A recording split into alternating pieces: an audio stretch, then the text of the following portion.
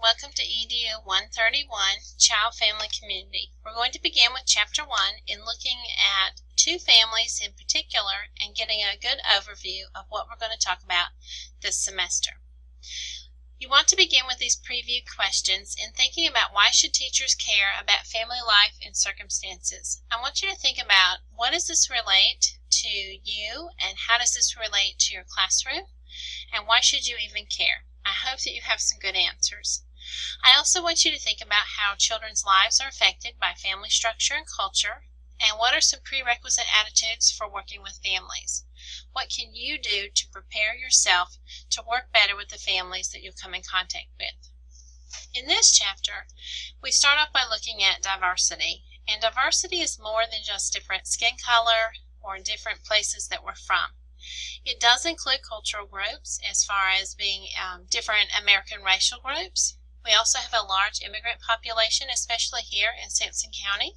There's a large Hispanic or migrant Head Start population.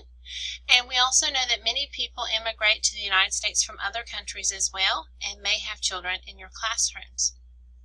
I also want you to think about the differences that you'll encounter with children from different socioeconomic statuses and different environmental conditions. Many of the children you work with will live in a rural or country setting, where some will live right in town, but we know that this is not the big city, and so that does affect how children learn and grow.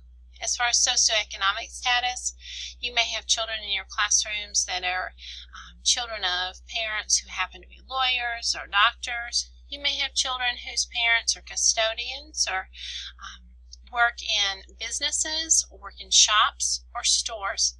All of these jobs are vital to our everyday existence and certainly are very important. We want to convey the message that all families matter and that all loved ones are welcome to participate in our classroom no matter where they come from, what they have, or what they don't. I also want you to consider family structure. Family structures have changed over the years. In years past, it would be quite common to have children living at home with grandparents and aunts and uncles or neighbors nearby. And these days, it is much more common to find that families live far away from other relatives, although I have found, living where we do, that many families still have extensions of their family nearby. Here's what you want to expect. And this chart you'll see on the slide demonstrates typical America. Typical America is considered to be, you'll notice in this blue portion, 66%, 15% here, 13%, 4.4, 2.5, and a little tiny 1% here. You will notice that in our own county, we have a higher population of African American and Hispanic students and a lesser population of Caucasian or white students. Certainly this makes your work no different. Children are children, but it helps you to know the population you'll be working with. Here are some things that do cause stress for many family members. As you're reading in your chapter, we'll get invested into the lives of several different families in our textbook, and we'll look at how these particular factors going on in family life may or may not cause stress. The first one is poverty. Poverty obviously causes stress because parents have a harder time providing what their children need or even what they may want.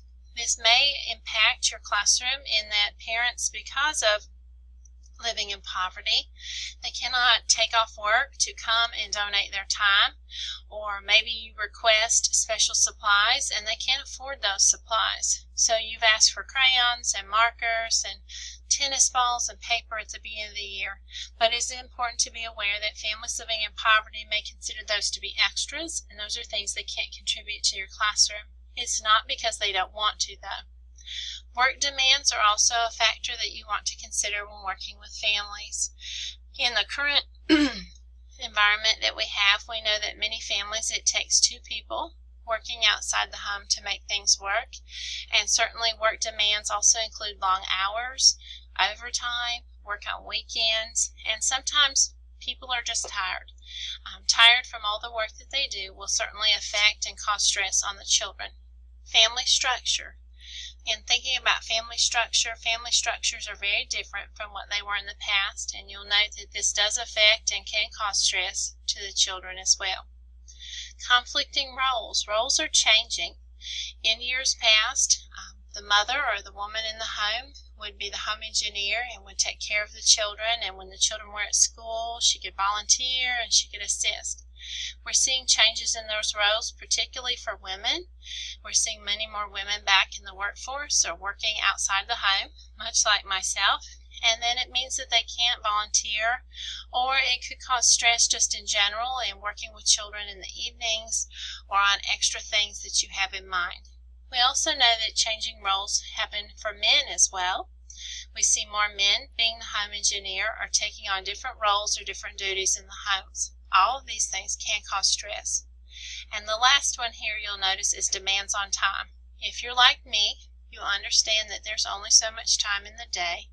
You and I have the same 24 hours, but these demands on time certainly can affect children in your classroom. Looking at these emotional responses of parents as you're reading along in your textbook, you'll note that parents respond and loved ones respond in different ways to the guilt or to the pressure or to the stress that they feel. Some parents will respond in feeling guilty or being angry that they don't have time or they don't have the resources to invest in their children. Some respond with ways in love, in giving more love or in less love, and also anxiety and frustration. The last one, though, many will identify with is exhaustion. We know that we live in a culture where we go, and this results in many parents just purely being tired. They're just exhausted. This is going to have an effect over time on the children that we work with. So let's think about this. I would encourage you to spend some time in a public place. Take a stop at the mall, go to your church, go to a school, go to the library, the playground, sit down in a restaurant. Look at all the families around you. Think about all the diversity you see, and also think about your real attitudes about working with these families. What does it tell you about yourself and what you need to learn? What I hope you'll find in this time of self-reflection is that you're willing and eager to learn and work with a wide variety of people from a diverse group in your community.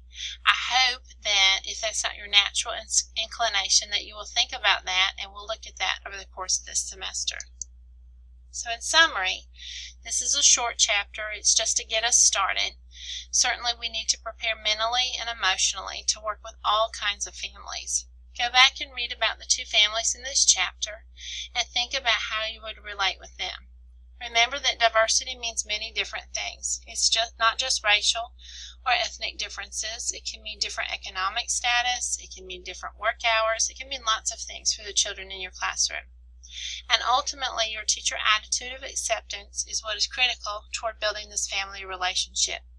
This is what we'll talk about this semester in all of our chapters and in all of our work, are ways that we can improve and build on those positive family relationships, because ultimately our customer is the child, and the child needs you. I look forward to seeing you in Chapter 2. Take care.